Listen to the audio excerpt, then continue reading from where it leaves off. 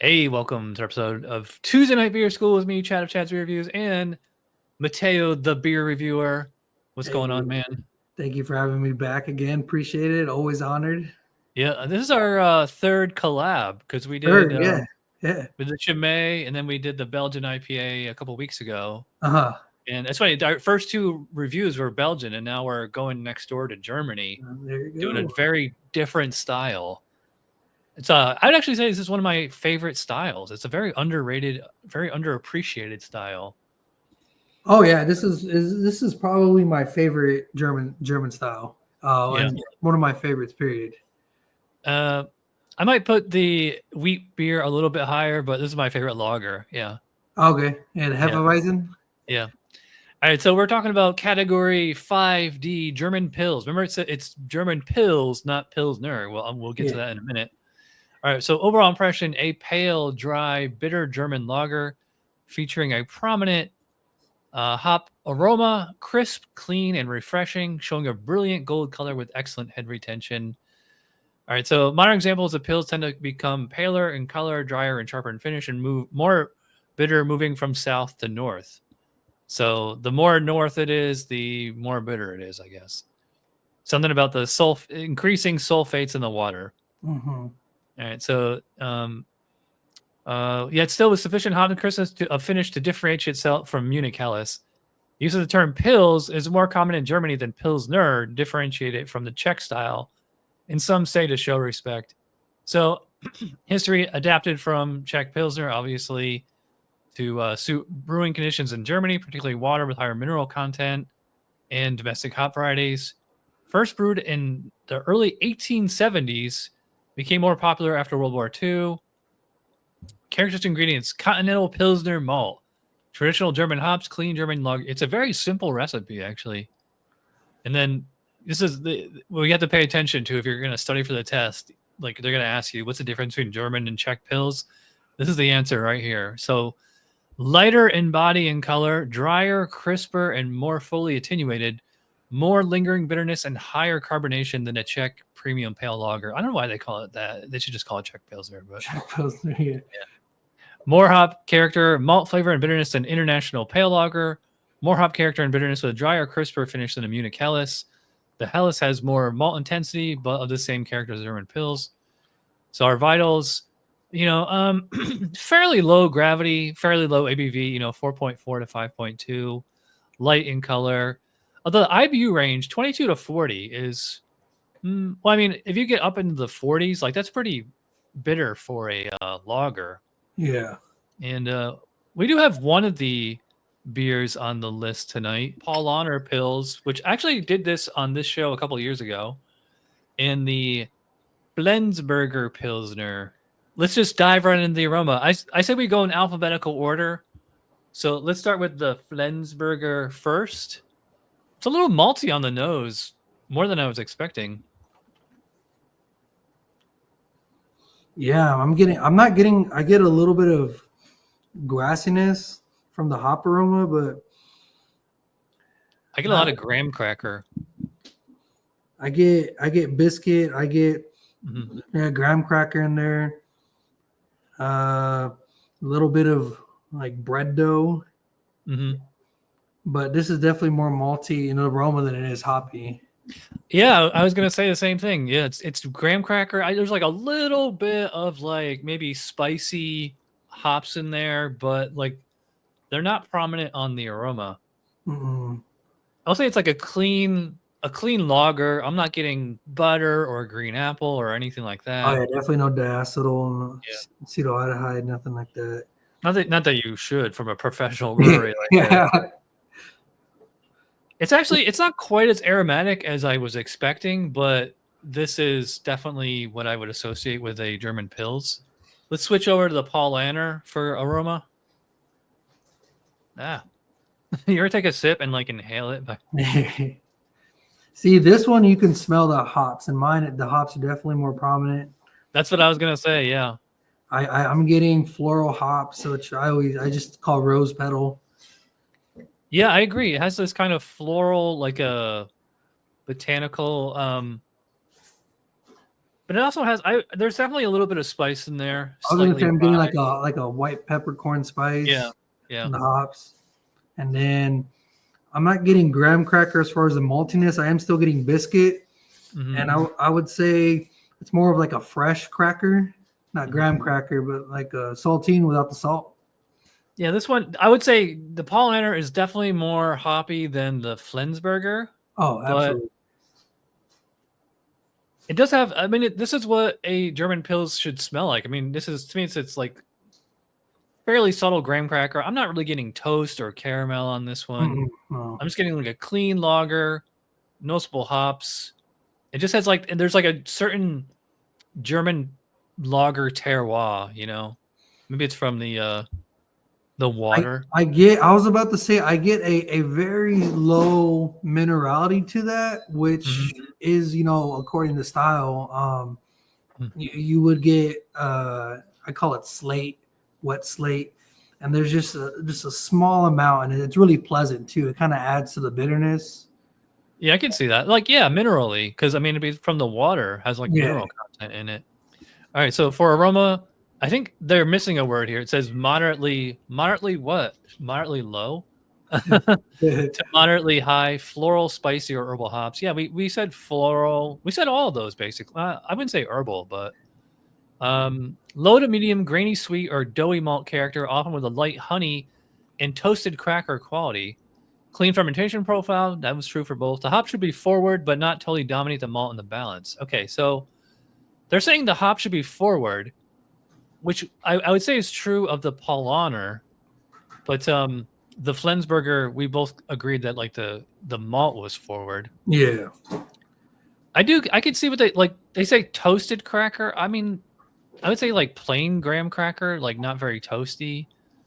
But I don't really get like any honey aroma. Are you?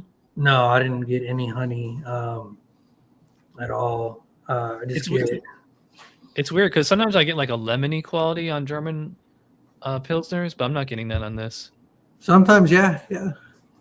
It's funny because like even with two, you know, commercial examples of the style, they might not like you're always judging the individual bottle or can you have in front of you, and you know like even like I said, like the commercial example of the style might not be a perfect 50 unless it's right off the bottling line. So for the Flensburger, I thought it was like a little lacking in hops, but otherwise it's like right there. So on a scale of 1 to 12 for aroma, I'm gonna go 9. I could go up or down a point or two if I had to. What do you think for? I think I would do 8. The maltiness is there. It's just and the hops are there, but they're not as prominent as I thought they would have been. Yeah. And for the Paulaner, I'm gonna go a little higher. I don't think it's perfect, but it's definitely a better example. Although I thought the malt was a little lacking in this one, so I'm gonna go 10 for Paulaner. I was thinking 10 too. 10. Okay. All right, so let's talk about appearance. The Flensburger is got like I'd say it's like a white gold, or maybe just straight up gold. I got a big like fluffy kind of creamy foam on that. It is still sticking around.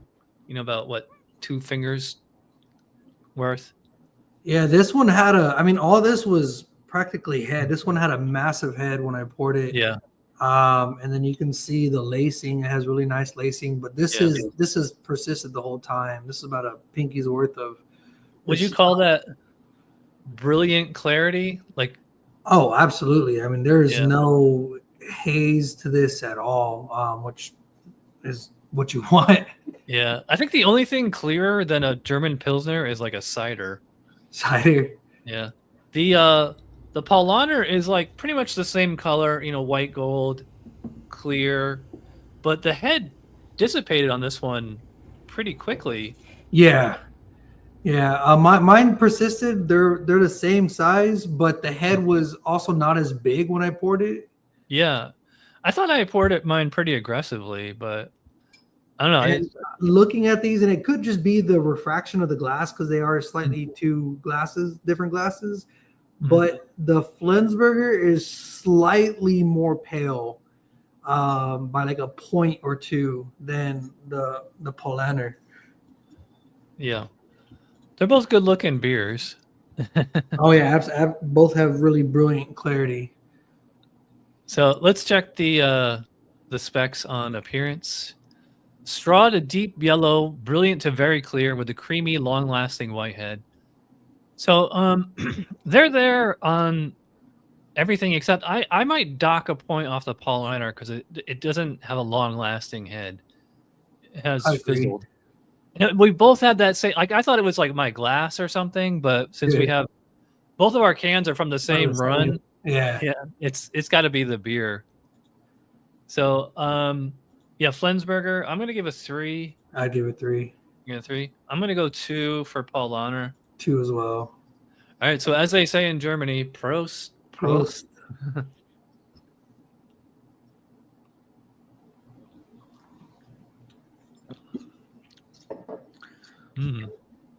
That is nice maltiness.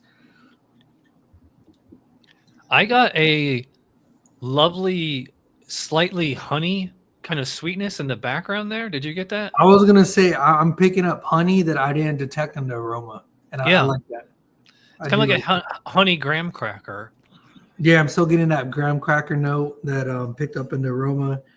And I always love that how a beer can be, just slightly different from the aroma. You don't pick up something and you pick it up in the profile. This is a good example of that. Yeah. The hops are, I mean, they're there. So it's like it's malty. I don't want to use the word sweet because like it's not like it's like a pastry stout or something. Yeah. It's definitely like the flavor of maltiness. That slight kind of honey character kind of incepts like a sweetness in your head. But then the hops come in on the end and you're getting like I would say like a noticeable bitterness. I would call it like a kind of spicy flavor, slight rye. I get a kind of matching the aroma. I do get like a dried grass. It's like when you cut the lawn and the grass just sits there on the sidewalk. Yeah. All right, so we're gonna move on to the Paulaner Pils. Prost again, or cheers. Prost.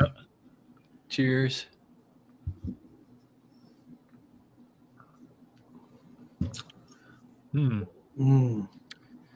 That's more hot forward, and I love it. Yeah, it's funny. This is why I like to do side by side comparisons, is because like you can get like immediate differences. This one is I would like as soon as it hit my tongue, I definitely got some hoppy notes on it. It doesn't have the honey character of the Flensburger, but I would say it has the kind of graham cracker maltiness or biscuit. I'm definitely getting biscuit, and I get just like a fresh cracker on this, and then a little bit of bread dough. I'm noticing, in fact, one of the first things I noticed is that the Paulaner is more minerally than the Flensburger. Is it just me? Yeah, it has that minerally finish. And then I'm also getting the lemon that we mentioned earlier. I'm getting some lemon on this that I didn't get on the Flensburger. It's weird. I'm not really getting any lemon, although I have, in years past, or beers past. Like I said, I always had there's always like kind of like a subtle kind of lemon peel or lemon pith on some German Pils. I don't know. Which one would you say is more balanced? They're both. I would say the Paulaner because it's more hop forward because the maltiness is nice and bold, which they're both nice and bold. But the Paulaner leans more towards balance because you're getting a more prominent hoppiness that the Flensburger just didn't have. All right, ready to check the specs? Oh yeah. All right, so for flavor, initial malt flavor quickly overcome with hop flavor and bitterness. leading into a dry, crisp finish. Malt and hop flavor is similar to aroma. Medium to high bitterness, lingering into the aftertaste, along with a touch of malt and hops. That's kind of redundant. If the bitterness is lingering, it would be. I guess I mean like hop flavor is. If you want to split hairs, but anyway, clean fermentation profile. Minerally water can accentuate and lengthen the dry finish. Hops and malt can fade with age, but the beer should always have a bitter balance. I agree. It's interesting that they did mention the mineral water because the Paulaner is definitely more minerally than the Flensburger. Oh yeah. I don't know. Like it's funny because it starts out with initial malt flavor, which we both said for the Flensburger. Like as soon as you taste it, you're getting like the graham cracker, and then the hops come in second. But the Paulaner was kind of the other way around, like the hops first. Yeah, definitely the Paulaner. It's for me, I'm getting immediately biscuit, and then I get that grassiness, and then the rest of it comes in. I'm also getting like wooden notes. I call it sawdust. There's a nice wooden aspect to it too from the hoppiness. But yeah, with the Flensburger, immediately it's just like you said, you get malts first, and then the hops come through. Would you say? I don't think neither of these beers I would call high bitterness, but like probably medium for the Flensburger, medium high for Paulaner. Yeah, I would agree with that. Okay. It's funny. I had the bitburger Pilsner last night, and that one is like super bitter. Oh, is it? I haven't had that in like a decade, probably. But anyway, let's get back into the score sheet here. All right, so for Flensburger, I mean, I think both of these beers are there for different reasons. Flensburger is a little bit more balanced to me, but I really dig the taste. I'd probably like a little bit more bitter, but it's there. So on a scale of 1 to 20 for flavor, I'm gonna go pretty high. I think 17. What do you think? I'd say 16, just kind of like matching the aroma. It just I wanted more hops. They were there, but they weren't as prominent as the Paulaner was. Yeah. And for the Paulaner, I'm gonna go pretty high on this one. I'm thinking like 18 or 19. It's really rare that I go that high, but I mean, why wouldn't it be? I'm gonna go pretty high. I'm gonna say 19. It's not perfect, but pretty close. I would agree with that. In 19, I don't know what I would change about it to push that extra 20, but yeah, this is a great example of a German Pils. Well, the spec said malt first, then hops, and it was kind of the other way around with Paulaner. But I mean, it's not like it's devoid of malt. It's plenty. It's still got the malt base there, and like that slight kind of honey note is nice. Although, like again, when you're judging beer, you're always judging based on how well it lives up to the guidelines, not how much you like it. Yeah, exactly. All right, so let's move on to body and mouthfeel. So we'll start with we'll go back to the Flensburger again. Immediately notice that good high carbonation, and let's say light bodied and dry finish. Light to light or moderately light. Yeah, I was gonna say I might even go. Well, maybe not medium, but probably medium light. It's pretty rare that a Pilsner is like more than medium light, because like when I think light beer, I think Bud Light, Miller Lite, Coors, something with the word light in the name. And actually, this one it has this kind of smoothness to it for a lager. It doesn't have like quite the snap, like some of them have like almost like champagne effervescence. I mean, and this one is it's almost like micro carbonation. By the way, you see the lacing on the glass now that I'm getting towards the bottom here. Oh yeah. I don't maybe because mine is bottled, and that would be a difference. But this is pretty highly carb. I mean, this is almost like approaching, champagne. Seems to have about the same body, but the carbonation seems a little bit lower. Mine's lower. Mine's definitely lower. Yeah.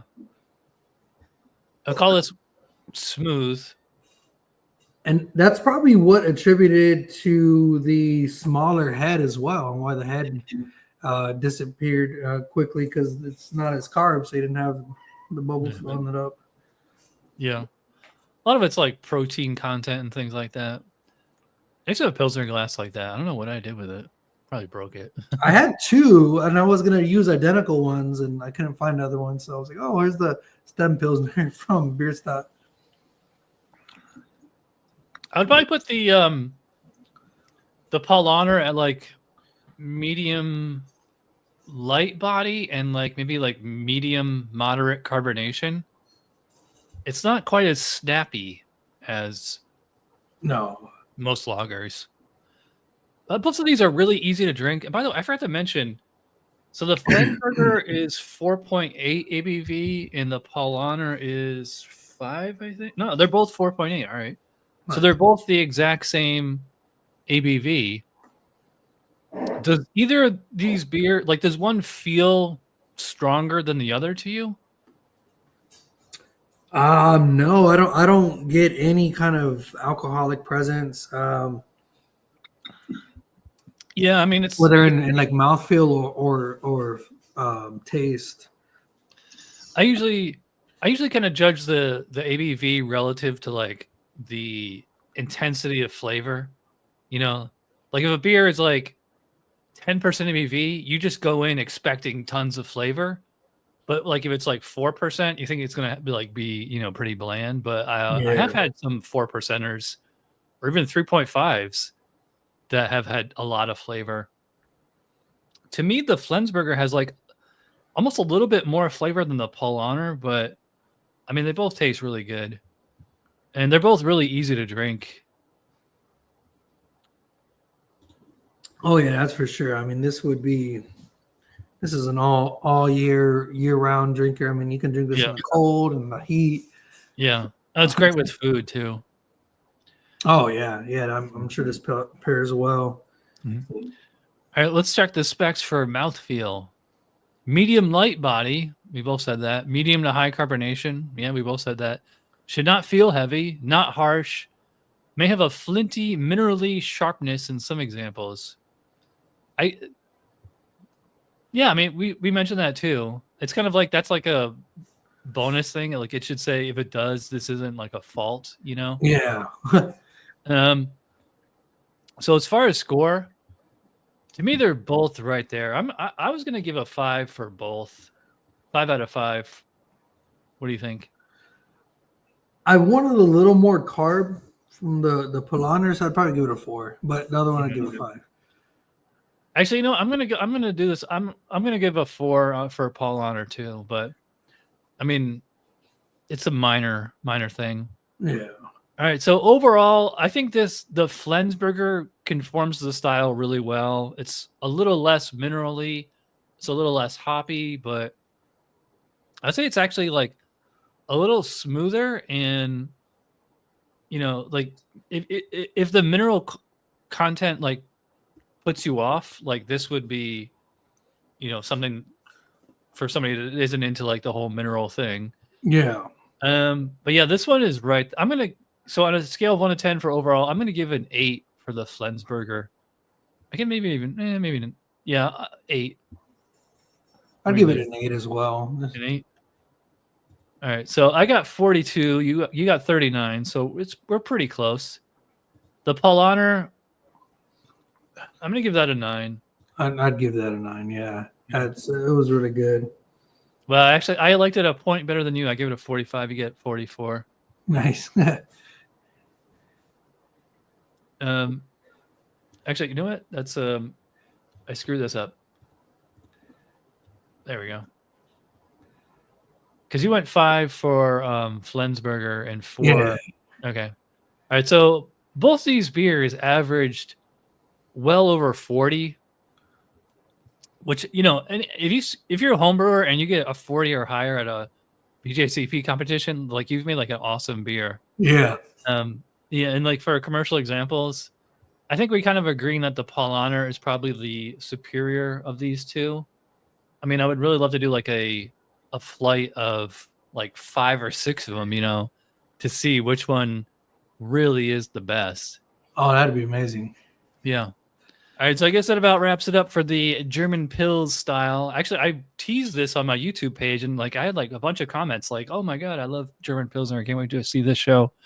So, thanks again to Mateo for joining me for this this style. Maybe we should do Kolsch next, or Munich Helles or something. Oh, that'd be lovely. I mean, I love German styles are among my favorites. So yeah, that'd be great. Cool.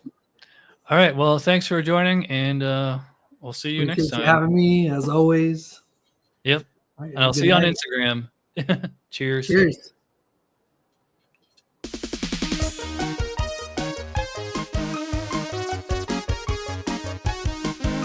Somebody brewed it. Chad just reviewed it. Thanks for watching Chad's Beer Reviews. Trust me, the next episode will be a lot better.